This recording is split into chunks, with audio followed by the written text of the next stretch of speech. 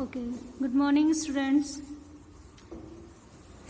In previous lectures, we learned about all the food components of the food, that is carbohydrate, fat, protein, vitamins, minerals, their sources and their functions. Now, open your page number 15 of second chapter, components of food, balanced diet. Here, what is the mean by balanced diet? The food we eat during the whole day is known as our diet. What we eat throughout the day, it includes in our diet. Our diet consists of many food items made from cereals like wheat and rice, pulses, fruits, vegetables, eggs, milk, meat, fish, and so on. It means the diet we eat, it contains variety of food component and it includes variety of foods like cereals, wheat, rice, pulses, fruits, vegetable, milk, etc. The diet that contains proper amount of all the essential nutrients, roughage and water for the proper growth and development of the food is called a balanced diet. It means what is a balanced diet? Per day we eat something that is diet. Maybe it does not contain all the nutrients, but if we take a proper amount of all the essential nutrient, roughage and water in our diet, it means we eat a balanced diet. Such, the balanced diet is a diet which is composed of all the essential nutrients. Essential nutrients, it means the required nutrients for our daily routine, how much amount of nutrients we required, that is a balanced diet. If we take improper diet, it may cause diseases. If we take more amount of such essential nutrients, then also cause some diseases. So, for proper growth and development of the body, it is necessary to eat a balanced diet. The composition of a balanced diet depends on sex and age of the person, occupation, types of work done and special needs like during pregnancy. It means the composition of balanced diet should be vary from person to person. For example, the balanced diet for a children is differ from the balanced diet of a young person or a balanced diet of an old person. And it may depends on occupation. For example, if one have a simple work or office work, maybe eat less than the work done by a laborer. It depends on occupation and special needs. For example, a normal lady or a pregnant lady, which one required a more balanced diet, a pregnant lady. It means a growing child needs more protein than a grown-up man to develop body tissues needed for growth. It means a growing child means the child which is under 14 needs more protein. In his or her diet, the amount of protein should be more as compared to other component of the food, because the protein is a bodybuilding food and it is necessary to develop body tissues. A pregnant woman needs more protein in her diet for building the body of the developing baby. A nursing mother means a mother who feeds her baby needs more protein, calcium and vitamins to produce milk for her baby. For example, a pregnant woman. A pregnant woman needs more protein. Why a pregnant woman needs more protein?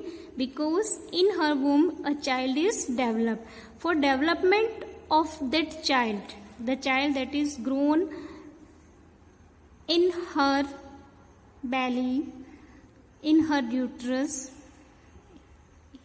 he or she required more protein because there the child is a developing child. A nursing mother also required more protein, calcium, vitamins in her diet because in order to feed her baby, she required to produce more milk for her baby. So the diet of pregnant woman or a diet of a nursing mother should be enriched with protein and other nutrients.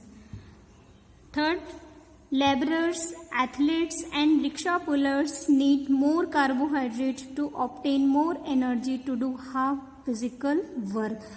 Laborers, it means the person who are doing labor work. Athletes, it means those are playing athletics. And rickshaw pullers, those pull the rickshaw, need more carbohydrate because for doing this work the energy needed should be more, and the energy giving food is carbohydrate, so this person takes more carbohydrate containing food in their diet to obtain more energy to do physical work.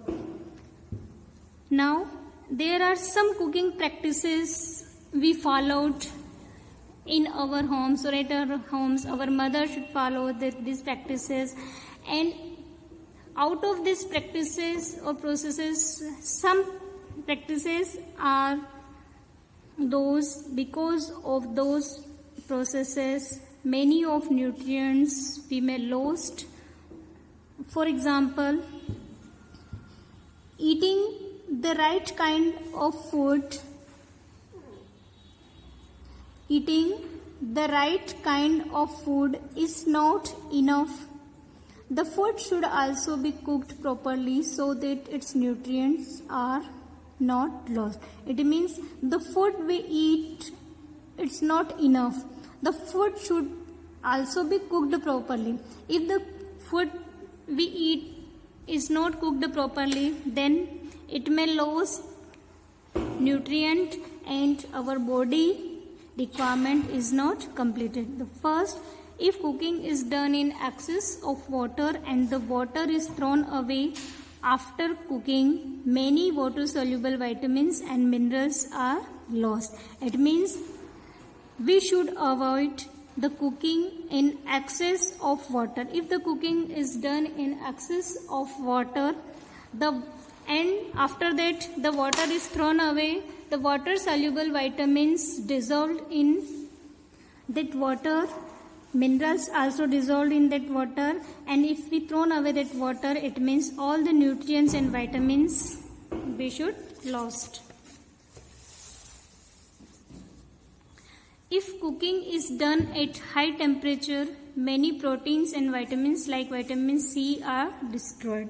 In such, if the cooking is done at high temperature, it means the temperature is high during the cooking processes, some proteins and vitamins like vitamin C may get destroyed, and the food we eat does not contain vitamin C and some proteins. Third, mostly thick peels are removed from the vegetables and fruits. This result in the loss of nutrients. Sometimes in some vegetables or from some vegetables, because of thick peeling, means we peeled that fruit or vegetable and then after we cooked the vegetables, it means some of nutrients may lose from that vegetable. So peeling should be thin. Fourth, washing of some peeled and cut vegetables and fruits causes loss of water soluble vitamins. Sometimes at our home we washed peeled or cut vegetable and fruits, and because of this the water soluble vitamins may get dissolved in water and they are washed away from the vegetable and fruits we eat.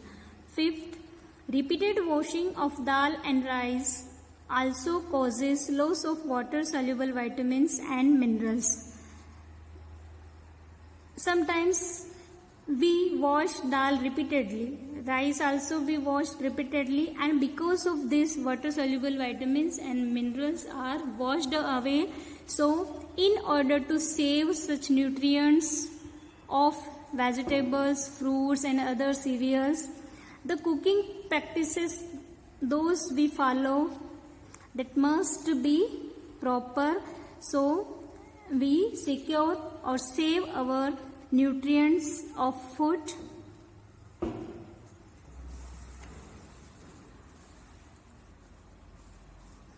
Now, because of deficiency of nutrients in our food, it may cause or it may lead the diseases. These diseases arises due to lack of nutrient. It means if we